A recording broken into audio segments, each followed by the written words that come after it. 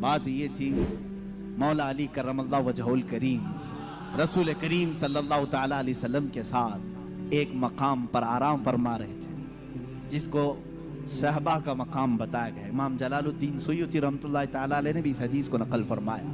فرماتے ہیں حضور پاک صلی اللہ تعالیٰ علیہ وسلم نے عصر کی نماز ادا کی اور حضرت علی کو کہا بیٹھ جاؤ اور ان کی گود میں اپنا سر مبارک رکھا اور سو گئے. اللہ کے حبیب جب آرام فرماتے صحابہ بہت خاموش ہو جاتے. حضرت علی نے یہ کہا بھی نہیں کہ میری نماز ابھی ہوئی نہیں. اللہ کے نبی آرام فرما رہے تھے.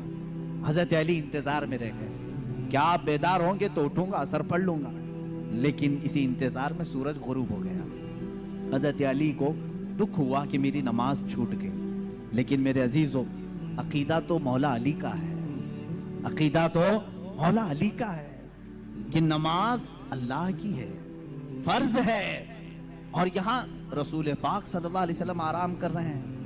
اٹھا دینا چاہیے تھا میرے مولا کی نماز ہے میں پہلے نماز پڑھ لوں. لیکن وہ صحابی تھے وہابی نہیں تھے.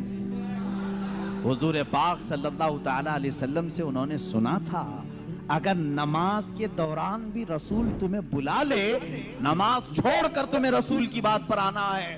قرآن کہتا یا ایھا الذین آمنوا استجیبوا للہ وللرسول اذا دعاکم. صحابی نماز پڑھ رہے ہیں, حضور نے پکار لیا ان کو, آ جانا ہے, ان کو حکم ہے شریعت کا, وہ آ جائیں. حضور نے فرمایا جاؤ بازار میں سامان لے کر کے آؤ, فلاں کو دے دو فلاں کو دے دو. سب کام کر لیا, واپس آئیں تو کیا کریں؟ فرمایا اگر 2 رکعت ہوئی تھی تو باقی کی 2 رکعت وہیں سے کنٹینیو کریں. وہ باطل نہیں ہوئی جو چھوڑ کر گیا تھا. کیوں؟ اس لیے کہ وہ جو چھوڑ کر گیا تھا کسی ایرے غیرے کے کام میں نہیں, اطاعت رسول میں گیا تھا. اس سے پتا چلتا ہے نماز اللہ رب العزت کا حکم بجا لانا ہے اور رسول کی اطاعت کے مطابق کرنا ہے. مولا علی اسی فارمولے پر عمل کر رہے تھے. ادھر اگر نماز قضا ہو گئی تو ادا کر لوں گا. حبیب کی نیند میں فرق آیا, کہیں گستاخی اور توہین ہو گئی تو ایمان میں فرق نہ آ جائے. مولا علی خاموش رہے. میرے آقا صلی اللہ علیہ وسلم بیدار ہوئے اور اللہ کے نبی صلی اللہ علیہ وسلم کیا نہیں جان رہے تھے حضرت علی کی نماز چھوٹ رہی ہے؟ کیا حضرت علی کی کیفیت کو نہیں دیکھ رہے تھے؟ دیکھا, پوچھا علی غمگین ہو؟ کہا اثر نہیں پڑی. اللہ کے نبی صلی اللہ علیہ وسلم نے پوری کائنات کو یہ درس دیا ہے اس دن, صرف مولا علی کے لیے نہیں پوری کائنات کے لیے, کہ جو محبت مصطفیٰ میں چیزیں فنا ہوتی ہیں اللہ تبارک و تعالیٰ زندگی میں اسے سورج بھی پلٹا کر کے ادا کر دیتا ہے. حضرت علی رضی اللہ تعالیٰ عنہ کے لیے حضور پاک صلی اللہ علیہ وسلم نے ڈوبے ہوئے سورج کی طرف اشارہ فرمایا اور کہا کہ جہاں جو ڈوبا ہے پلٹ آ. سورج پھر واپس طلوع ہوا. حضرت ام سلمہ رضی اللہ تعالیٰ عنہ حضور کی زوجہ ہیں, فرماتی ہیں ہم نے پہلی مرتبہ سورج کو پچھم سے پھر سے نکلتے ہوئے دیکھا. تھوڑی دیر کے لیے, ایسا نہیں کہ پورا نکلا, عصر کے مقام پر جو پیلا سورج ہوتا ہے وہیں تک آیا.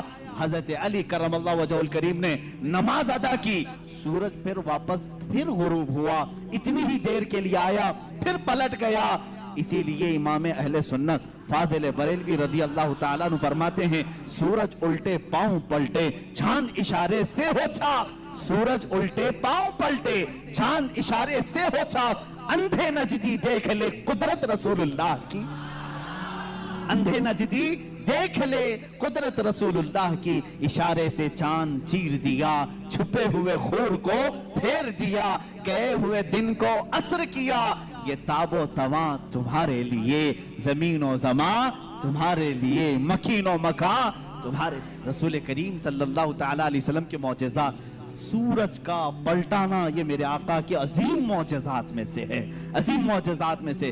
کس کے لیے پلٹایا گیا؟ مولا علی کرم اللہ وجہہ الکریم کے لیے. عزیزان گرامی, تاریخ میں اب معجزات کی تاریخ میں بہت ساری چیزیں موجود ہیں, یہاں تک کہ مردوں کو زندہ کرنے والا جو معجزہ ہے میں نے وہ بچوں کے متعلق بتایا. دوسری حدیث ہے حضور پاک صلی اللہ تعالیٰ علیہ وسلم خود فرماتے ہیں میں ہجون مکہ کے قریب جو جنت المالا قبرستان ہے وہاں پر تھا. میں نے اللہ کی بارگاہ میں عرض کیا کہ مولا میرے ماں باپ کس حالت میں ہیں مجھے دکھا. حضرت بی بی آمنہ اور حضرت عبداللہ کے متعلق یہ خبیث آج انگشت نمائی کرتے ہیں, انہیں کافر کہتے ہیں, انہیں مشرک کہتے ہیں. سنو حدیث پاک, یہ حدیث ثابت ہے. امام جلال الدین سیوطی رحمۃ اللہ تعالی علیہ نے اپنی کتاب میں لکھا ہے التعظیم والمنہ فی ان ابوئی رسول اللہ صلی اللہ علیہ وسلم فی الجنہ. کتاب ہے, اس میں حدیث بھی ہے. فرماتے ہیں میرے آقا صلی اللہ علیہ وسلم, میں نے اللہ سے عرض کی, اللہ تعالیٰ نے میری ماں آمنہ, میرے باپ عبداللہ, دونوں کو میرے سامنے حاضر کیا. وہ وفات پا چکے, سالوں پہلے وفات پائے, اور ان دونوں کو میرے آقا صلی اللہ علیہ وسلم کے سامنے حاضر کیا گیا. حضور فرماتے ہیں بی بی آمنہ نے بھی میرا کلمہ پڑھا, حضرت عبداللہ نے بھی میرا کلمہ پڑھا, اور اسی لیے تو ہم کہتے ہیں وہ پاک ہیں میرے آقا صلی اللہ علیہ وسلم, اور پاکوں سے منتقل ہوتے ہوئے آئے ہیں. حضور اکرم صلی اللہ تعالیٰ علیہ وسلم کے متعلق جو یہ عقیدہ رکھے گا کہ ان کے آبا و اجداد کافر تھے, تو میں سمجھتا ہوں دنیا میں اس سے بڑا بدبخت کون. تپش سورج سے لو اور آسمان سے بجلیاں چھینو, کفر کے آشیاں پہ بجلی برسانے کا وقت آیا. بھڑک اٹھے ہیں پھر سے آتش نمرود کے شعلے, کہ انہیں پھر جذبہ ابراہیم دکھلانے کا وقت آیا. اٹھو صلاح الدین ایوبی کے فرزندوں, کہ اس غازی کے افسانے کو دہرانے کا وقت آیا. جوانان وطن اٹھو, کفن بردوش ہو جاؤ, جہادی فی سبیل اللہ کر جانے کا وقت آیا.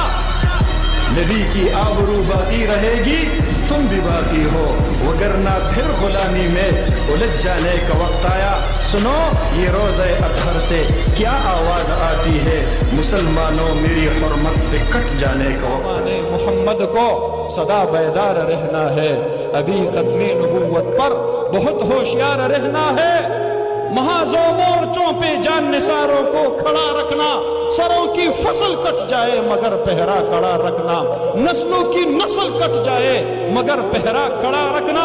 ابھی ہے مار کے باقی ہمیں تیار رہنا ہے, غلامان محمد کو سدا بیدار رہنا ہے.